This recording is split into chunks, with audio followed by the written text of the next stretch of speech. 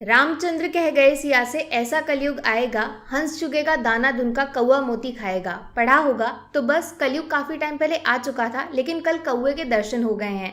जिसको मोती ना मिले इस बात की जिम्मेदारी मेरी और आपकी है। एमएक्स प्लेयर वो देवता जो अक्सर फ्री में सिनेमा की बारिश करता है, इस बार उससे तेजाब बाहर निकला है जिसने आंख कान दिमाग तीनों को परमानेंट चोटिल कर दिया है। रामयुग जो ये नई वेब सीरीज है, मैं शर्त लगा सकती हूँ इससे ज्यादा गलत और बकवास शो आपने अपनी जिंदगी में आज तक नहीं देखा होगा। अक्सर मेरे रिव्यू में रेटिंग लास्ट में मिलती है, लेकिन रामयुग को रेटिंग देने के लिए मैं तड़प रही हूँ। 5 में से -5 स्टार्स मिलेंगे। वो तो शुक्र है हम यूट्यूब पे हैं, अगर रियल लाइफ में मौका मिलता तो मैं अपशब्द की एक डिक्शनरी लिख सकती हूँ इस शो के ऊपर। कुछ ऐसा दिमाग का झोपड़ा हुआ है मेरा। रामायण माइथोलॉजी से जुड़ा हुआ एक ऐसा नाम जिसके बारे में या तो आपने पढ़ा होगा या फिर डीडी नेशनल पर टीवी सीरीज के फॉर्म में इसके दर्शन जरूर किए होंगे। इन शॉर्ट जैसे छोटे बच्चों को हाथों से खाना खिलाया जाता है, ठीक वैसे ही रामायण इंसान को जिंदगी जीने का तरीका सिखाता है। क्या सही क्या गलत सारे फैसले रामायण की बातों पे बेस्ड होते हैं। बस इसी माइथोलॉजी को रिक्रिएट करने की कोशिश में रामयुग को बनाया गया है। राम सीता की अमर प्रेम कहानी, लक्ष्मण का भाईचारा, रावण का घमंड और हनुमान की बहादुरी, सारी चीजें मिल जाएंगी शो में। बस एक चीज जो मिसिंग है वो है originality.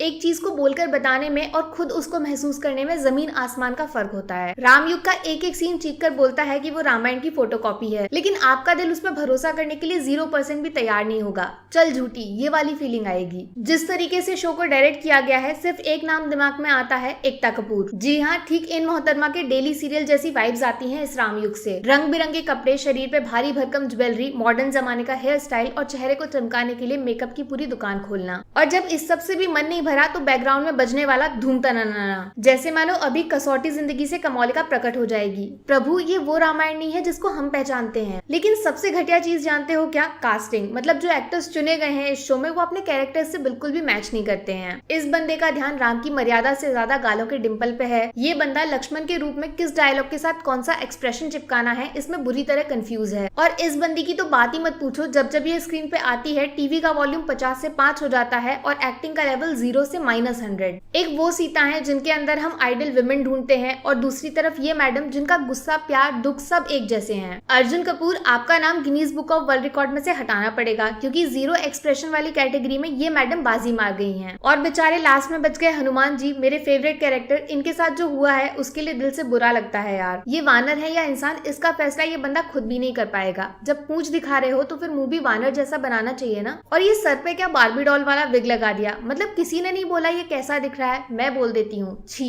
And last but not the least, Ravan, वो कैरेक्टर जो असल मायने में रामायण का रीजन है, इधर उस बेचारे के साथ भी बड़ा धोखा हुआ है। पहले तो सोने की लंका को लोहे की लंका में बदल दिया और बेचारे को महल के अंदर जाने का मौका तक नहीं मिला। नहीं, सच में इस बंदे के 100% सीन्स यहीं कड़कती धूप में ग्रीन स्क्रीन के सामने शूट हुए हैं। और भैया ये किसका आइडिया था कि रामायण की कहानी पास्ट और प्रेजेंट वाले नरेशन से स्टार्ट करेंगे? वाह भाई, यहाँ कोई सस्पेंस थ्रिलर वाला गेम चल रहा है। खुद को क्रिस्टोफर नॉलन समझ के इंसेप्शन का पार्ट 2 बनाना चाहते हो क्या? हम जानते हैं कि रामायण की कहानी कैसे शुरू होगी और कहाँ पे खत्म, फिर उसमें मिर्च मसाला लगाने की क्या जरूरत है? आप यकीन नहीं करोगे राम को वनवास क्यों हुआ, इससे पर्दा 5th एपिसोड में जाके उठता है। हाँ, उससे पहले राम सीता का स्वयंवर जरूर दिखाया गया है, जो राखी सावंत के स्वयंवर से काफी मैच करता है। मतलब जेन्युइन ऑथेंटिक शो कैसे नहीं बनाना है, कोई सीखे इस शो के डायरेक्टर से। और हाँ, विजुअल्स तो छोड़ ही दो, इस शो के डायलॉग्स भी आपको आग बबूला कर देंगे। छोकरे, क्या बक रहा है तू, ऐसे डायलॉग्स उस समय की रामायण में डालने वाला राइटर कोई महापुरुष ही हो सकता है। जब शो का ट्रेलर आया था तो मैंने भी भावनाओं में बहके उसकी तारीफ कर दी थी। यंग जनरेशन को अपनी गोल्डन हिस्ट्री को एक बार फिर से एक्सपीरियंस करने का मौका मिलेगा। लेकिन पूरे 8 एपिसोड्स देखने के बाद मुझे शर्म आती है खुद पे कि मेरे दिमाग में वो ख्याल आया कैसे। बच्चों को तो छोड़ो, अगर किसी बड़े बुजुर्ग ने ये शो देख लिया तो वर्ल्ड वॉर 3 की शुरुआत हो जाएगी। इन शॉर्ट, दुश्मन न करे, एमएक्स प्लेयर ने वो काम किया है। आंख कान दिमाग तीनों का दर्द हमें इनाम दिया है। समझदारी इसी में है कि ओरिजिनल रामानंद सागर वाली रामायण देख लो, ऐसा लगेगा जिंदगी को एक नई शुरुआत मिल गई। इस एमएक्स प्लेयर के डुप्लीकेट रामयुग से 100 किलोमीटर दूर रहना, वरना माता रानी का श्राप लग जाएगा। अब -5 स्टार वाला किस्सा खत्म कैसे हुआ वो तो सुनते जाओ।